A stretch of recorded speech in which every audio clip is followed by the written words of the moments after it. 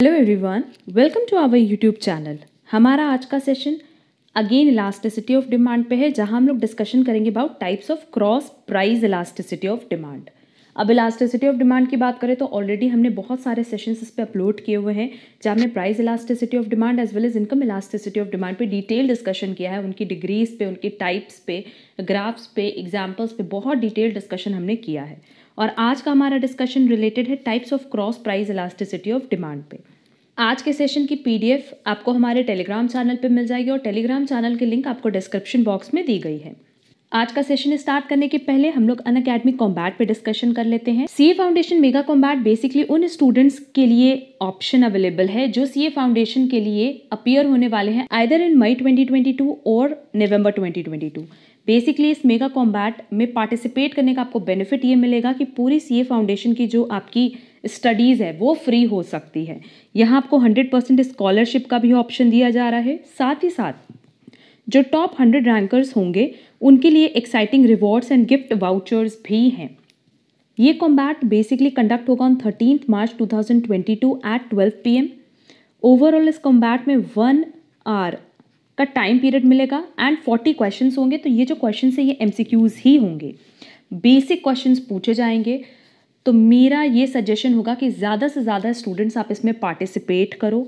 Participate करने का benefit आपको यही मिलेगा कि आपकी पूरी सीए फाउंडेशन की स्टडीज़ फ्री ऑफ कॉस्ट भी हो सकती है, प्लस आपको इनमें से कोई भी अवार्ड भी मिल सकता है।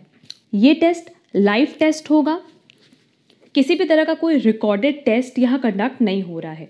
तो अगर आपने सीए फाउंडेशन के लिए एनरोल कराया है तो सीए फाउंडेशन के लिए ये मेगा कॉम्बैट प्रोग्राम आप ज़रूर चूज़ करो। आपको डिस्क्रिप्शन बॉक्स में जो लिंक दी गई है वहाँ से जाके एनरोलमेंट कराना है एंड एनरोलमेंट के बाद आप 13 मार्च 2022 को एलिजिबल होगे इस कॉम्बैट में पार्टिसिपेट करने के लिए। तो जितने ज़्यादा फ्रेंड्स से आप शेयर करोगे उतने लोगों को इसका बेनिफिट मिल सकता है। एनरोलमेंट के लिए आप हमारा कोड ज़रूर यूज़ करना, जो कि है काजल KAJAL 2022। इस कोड के थ्रू ही आप अपना एनरोलमेंट कराना। इससे आगे आपको सीए फाउंडेशन की फीस में भी कंसेशन मिलेगा। फर्दर जो भी आपकी क्वेरी हो सब आप डिस्क्रिप्शन बॉक्स में लिंक क्लिक करके चेक कर सकते हो, वहाँ बाकी सारी डिटेल्स प्रोवाइड की गई हैं। चलो फिर जल्दी से अपना आज का सेशन स्टार्ट करते हैं। अगर हम बात करें क्रॉस डिमांड की तो हमने अपने पहले सेशन में बता दिया था कि what is cross demand. Cross demand मतलब सिंपली होता है कि लेट से हमारे पास दो प्रोडक्ट हैं X एंड Y।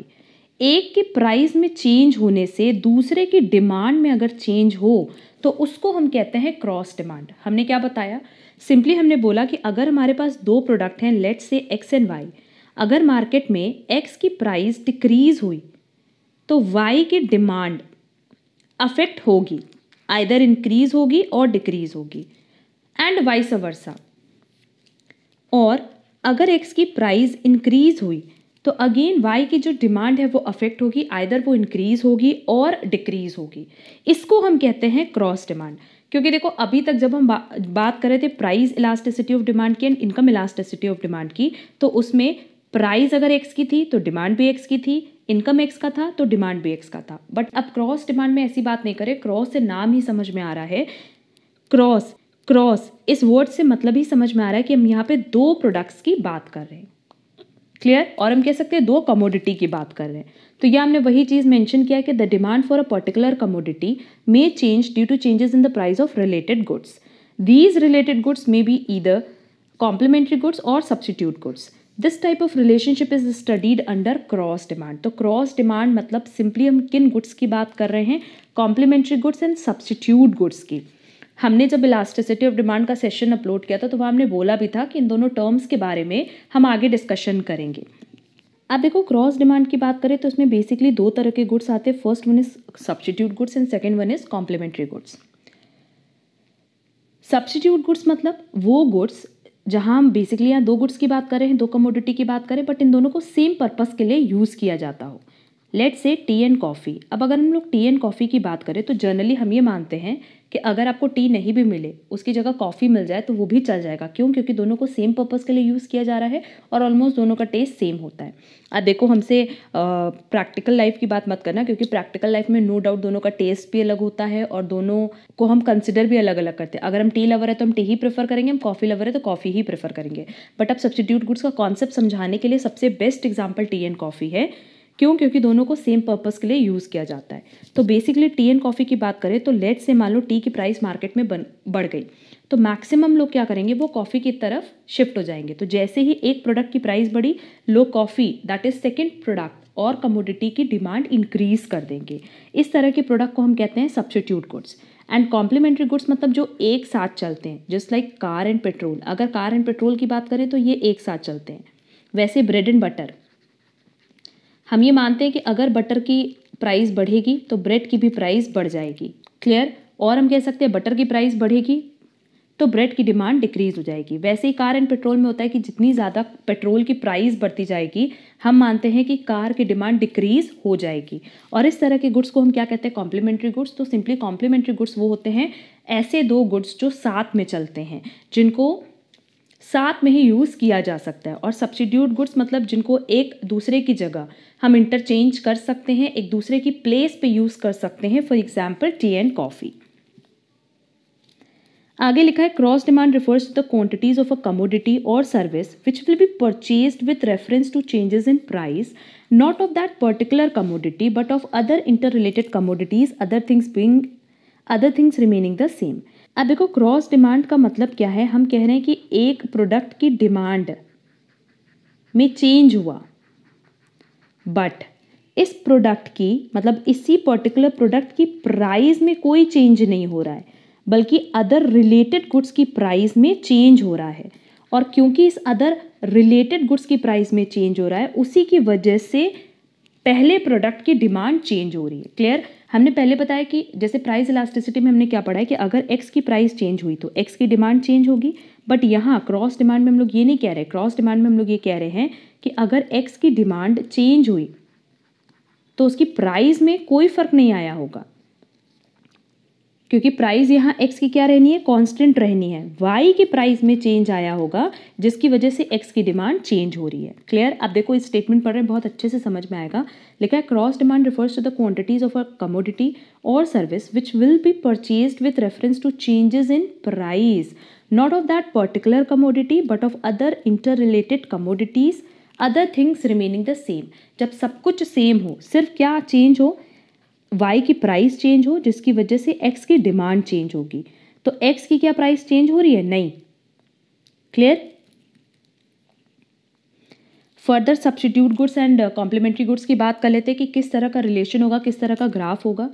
अब सब्स्टिट्यूट गुड्स का पहले देखो एग्जाम्पल हमने बोला है टी एंड कॉफ़ी, और हम ये मान रहे हैं कि टी की प्राइस इंक्रीज हो रही है जिससे कॉफ़ी की डिमांड क्या होगी, इंक्रीज होगी। एंड लेट्स से अगर टी की प्राइस डिक्रीज हुई तो जो कॉफ़ी के कस्टमर्स हैं, जो कॉफ़ी के कंज्यूमर्स हैं, वो भी किधर शिफ्ट हो जाएंगे, टी की तरफ।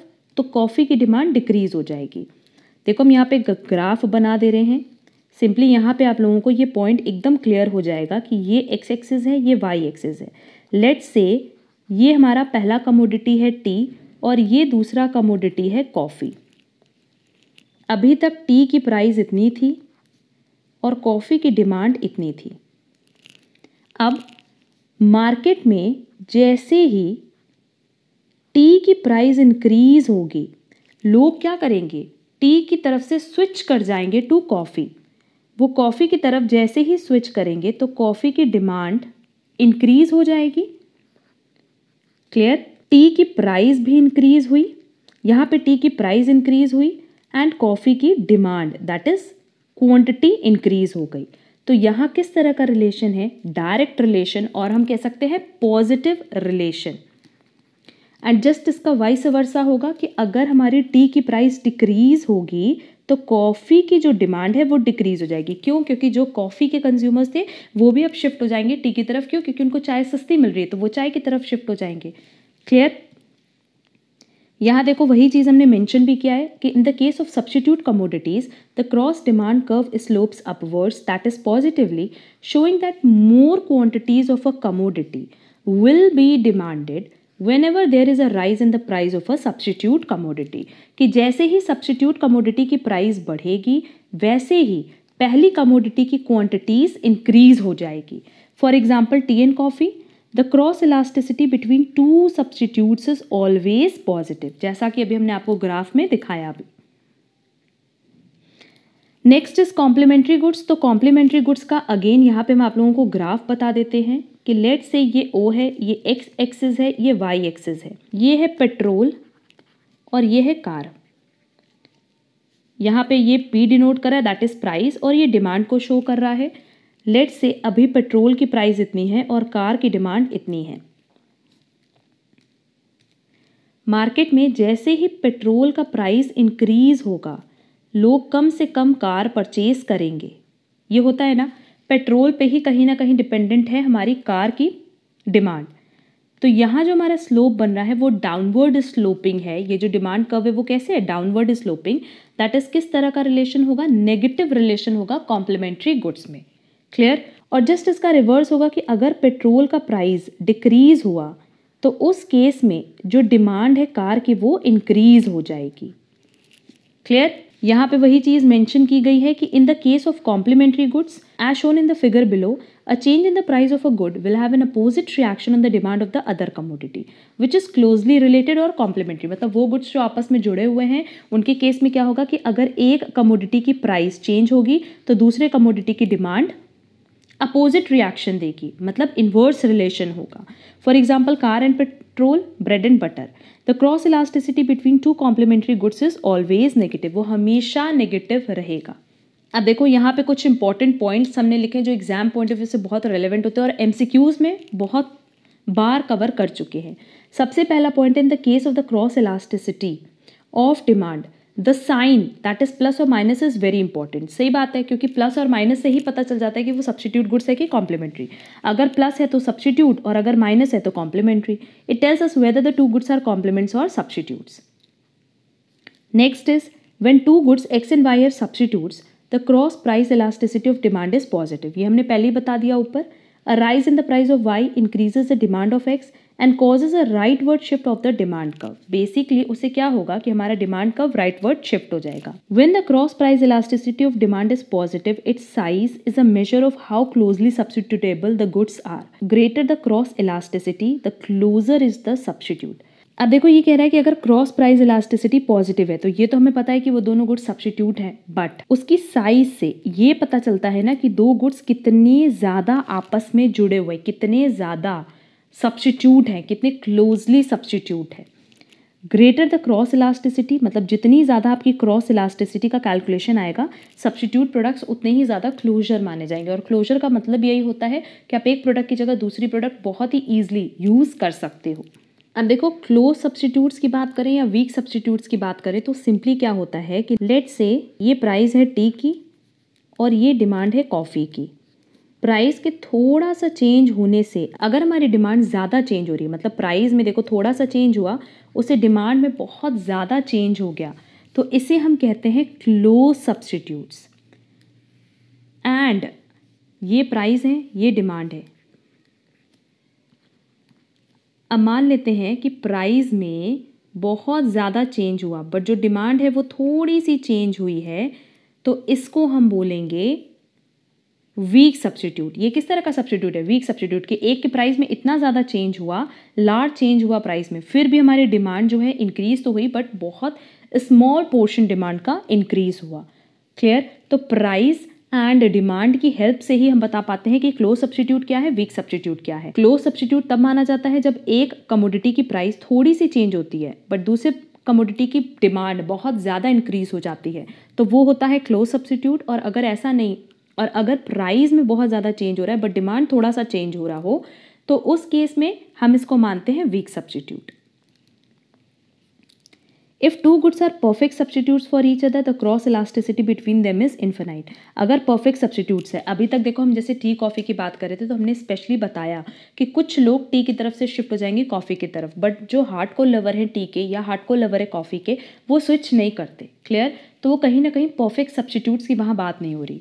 और यहाँ हम कह रहे हैं परफेक्ट सब्सटीट्यूट्स की। अगर वो परफेक्ट सब्सटीट्यूट्स है कि उसमें कहीं कोई डिफरेंस किया ही नहीं जा सकता, तब हमारा क्रॉस इलास्टिसिटी कैसा होगा? Infinite. If two goods are close substitutes तो सिंपली क्या होगा हमारा cross price elasticity? Positive plus large. अगर दो गुड्स क्लोज सब्सटीट्यूट्स नहीं है, सब्सटीट्यूट्स हैं बट क्लोज सब्सटीट्यूट्स नहीं है, तो अब भी क्या होगा? पॉजिटिव तो रिलेशन होगा, बट जो हमारा क्रॉस इलास्टिसिटी है वो किस तरह का होगा? Small.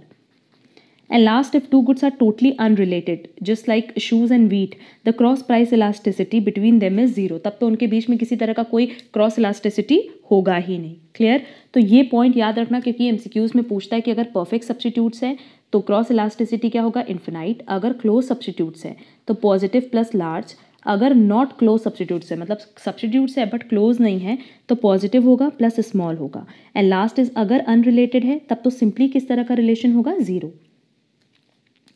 Next, when two goods are complementary, जैसे टी एंड शुगर। अब चाय अगर आप बना रहे हो तो बिना शुगर के नहीं बना सकते, सिंपल सा लॉजिक है। हाँ, आप बोलोगे कि मैम बहुत सारा ऑप्शन हमारे पास अवेलेबल है, ऑल्टरनेट्स अवेलेबल हैं, वो ठीक है, बट यहाँ एग्जाम्पल की अगर बात करें टी एंड शुगर, तो ये कॉम्प्लीमेंट्री गुड्स है जिनको हम हमेशा साथ में यूज़ करते हैं। To each other the cross elasticity between them is negative, so that a rise in the price of one leads to fall in the quantity demanded of the other, causing a leftward shift of the demand curve. Just उसका reverse बोला है। The size of the cross price elasticity of demand between two complements tells us how strongly complementary they are. If the cross price elasticity is only slightly below zero, they are weak complements. If it is negative and very high, they are strong complements. तो simply यहाँ पे यही चीज़ बताए कि जितना ज़्यादा negative होगा, मतलब जितनी ज़्यादा नेगेटिविटी होगी वो उतना ही स्ट्रॉन्ग कॉम्प्लीमेंट्स होगा, और जितना कम होगा नेगेटिविटी तो उसको हम उतना ही वीक कॉम्प्लीमेंट्स मानेंगे कि हाँ ठीक है, उसको अगर हम चाहें तो एक दूसरे के बिना भी यूज़ कर सकते हैं। यहाँ देखो वीक कॉम्प्लीमेंट और स्ट्रॉन्ग कॉम्प्लीमेंट्स की बात करें तो यहाँ पे भी वही कॉन्सेप्ट अप्लाई होगा कि लेट से ये प्राइस है पेट्रोल की और ये डिमांड है कार की। पेट्रोल की प्राइस में स्मॉल चेंज होने पे जो डिमांड है कार की वो बहुत ज़्यादा फॉल कर जाए, तो इसको हम कहते हैं क्लोज कॉम्प्लीमेंट। एंड अगर प्राइस बहुत ज़्यादा चेंज हो फिर भी डिमांड में बहुत कम चेंज आए या डिमांड बहुत कम फॉल करे, स्मॉल पोर्शन ही डिमांड का फॉल करे, तो इसको हम कहते हैं वीक कॉम्प्लीमेंट। क्लियर? तो स्ट्रॉन्ग एंड वीक सब्स्टिट्यूट की बात करो या कॉम्प्लीमेंट की बात करो, फाइंड आउट करने का सेम पैटर्न है, सेम कॉन्सेप्ट है। अब पॉइंट नंबर 4 बहुत इंपॉर्टेंट है, क्योंकि यहाँ पे स्पेशली लिखा है how ever one need not base the classification of goods on the basis of the above definitions, while the goods between which cross elasticity is positive can be called substitutes. The goods between which cross elasticity is negative are not always complementary. This is because negative cross elasticity is also found when the income effect of the price change is very strong. Simply ये कह रहा है कि अगर दो goods के बीच में positive relation है तो वो सब्स्टिट्यूट्स हो सकता है, बट अगर क्रॉस इलास्टिसिटी नेगेटिव है तो कोई ज़रूरी नहीं कि वो कॉम्प्लीमेंट्री हो। क्यों? क्योंकि नेगेटिव क्रॉस इलास्टिसिटी तब भी होता है जब income effect of the price change बहुत ज़्यादा होगा। इनकम इफेक्ट मतलब सिंपली क्या होता है, जहाँ पे आपकी परचेजिंग पावर इंक्रीज होती है। क्यों? क्योंकि आपकी जो रियल इनकम है वो इंक्रीज हो रही है। तो जब रियल इनकम इंक्रीज होती है उसकी वजह से आपकी परचेजिंग पावर इंक्रीज होती है, उसको हम कहते हैं इनकम इफेक्ट। तो नेगेटिव क्रॉस इलास्टिसिटी तब भी पाया जाता है जब income effect of the price change is very strong, मतलब इनकम इफेक्ट प्राइस में जो चेंज हो रहा है उसका इनकम इफेक्ट बहुत स्ट्रॉन्ग हो, उस केस में भी नेगेटिव क्रॉस इलास्टिसिटी पाया जाता है। तो ये याद रखना कि पॉजिटिव के केस में नो डाउट सब्स्टिट्यूट होगा, बट नेगेटिव के केस में रीज़न कॉम्प्लीमेंट्री भी हो सकता है और reason income effect of the price change भी हो सकता है। अब यही सारे क्वेश्चन एमसीक्यूज में पूछते हैं, तो हमने इसलिए ये सारे टॉपिक्स जो एग्जाम पॉइंट ऑफ व्यू से बहुत इंपॉर्टेंट है वो सब हमने यहाँ पे कवर कर लिए हैं। होपफुली सारे पॉइंट्स आप लोग को बहुत अच्छे से क्लियर हुए होंगे। हमने इलास्टिसिटी ऑफ डिमांड पे और बहुत सारे सेशंस अपलोड किए हैं जो कि हर एक कॉमर्स बेस्ड कॉम्पिटिटिव एग्जाम के लिए बहुत इंपॉर्टेंट है। उम्मीद करते हैं कि आपको आज की क्लास बहुत अच्छी लगी होगी। अगर आपको आज का वीडियो यूज़फुल लगा है, पसंद आया है, तो वीडियो को लाइक ज़रूर करना और अपने ज़्यादा से ज़्यादा फ्रेंड्स के साथ इसको शेयर करना। अगर आप हमारे चैनल पे नए हो तो चैनल सब्सक्राइब ज़रूर कर लेना, सो दैट इस तरह के टॉपिक्स पे आपको अपडेट्स मिलते रहें। अब हम लोग मिलेंगे हमारी नेक्स्ट क्लास में। आज के लिए बस इतना। Thank you so much.